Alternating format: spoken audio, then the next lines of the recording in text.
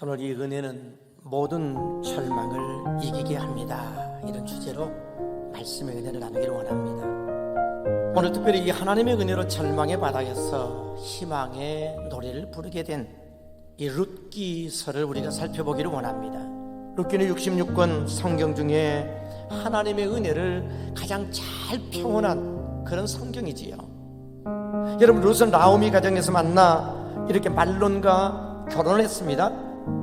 그녀는 평생 모압 지방에서 살면서 그누스라고 하는 우상을 섬기며 살았던 사람입니다. 나오미 집에 들어와서 처음으로 하나님이라는 이름을 그는 듣게 되었습니다. 시어머니 나오미의 모습에서 그녀는 많은 감동을 받았지요. 나오미는 룻을 딸처럼 생각해 주었습니다. 나름대로 룻은 행복했는데 갑자기 남편이 죽자 그의 인생이 밑바닥으로 떨어지게 됩니다.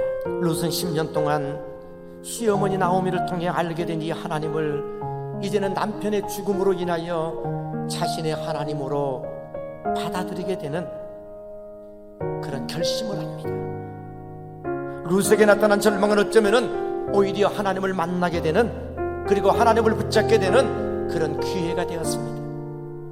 시어머니 나오미는 두 아들이 죽자 이제는 자신의 옛 땅이었던 베들레헴으로 돌아가겠다라고 마음에 작심을 합니다. 그리고 여러분, 두 며느리 오르바와 룻도 시어머니를 따라 나서게 되지요. 나오미는 모압의 국경인 아르논 강가에 다다르게 되자 이제 그 강을 건너기 바로 직전 사랑하는 두 며느리에게 말합니다. 이제 너희들은 그만 너희의 모압 땅으로 가라, 너희의 어머니 집으로 가라고 그들에게 권합니다. 여러분, 나오미의 말을 들은 둘째 며느리 오르바는 자신의 고향 모압 땅으로 되돌아갔습니다.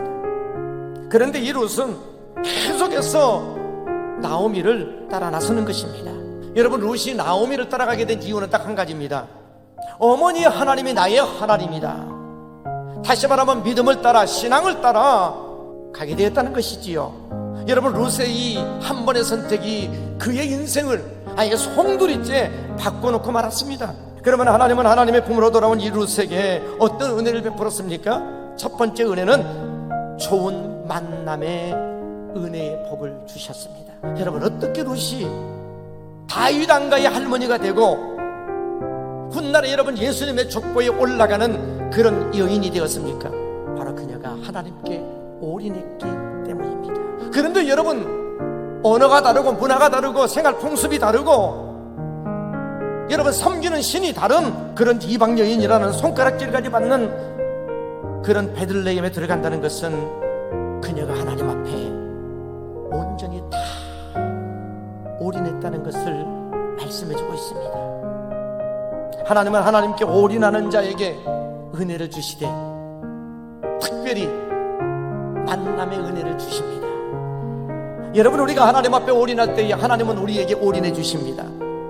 여러분, 룻이 평범한 일상생활이었던 우상숭배를 버리고 과감하게 하나님 앞에 올인한 것은 어쩌면 그녀에게 있어서 아마도 최고의 선택이었습니다.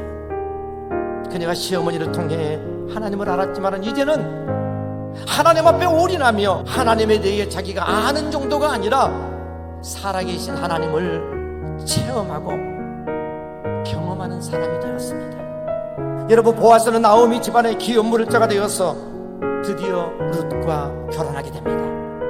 룻이 보아스와 결혼을 하므로 룻은 자기 평생에 가지고 가야 할 이 가난이라는 무거운 짐을 평생 묻지 못할 줄 알았는데 보아스와 결혼하는 순간 그 모든 것들이 다 해결되고 말았습니다.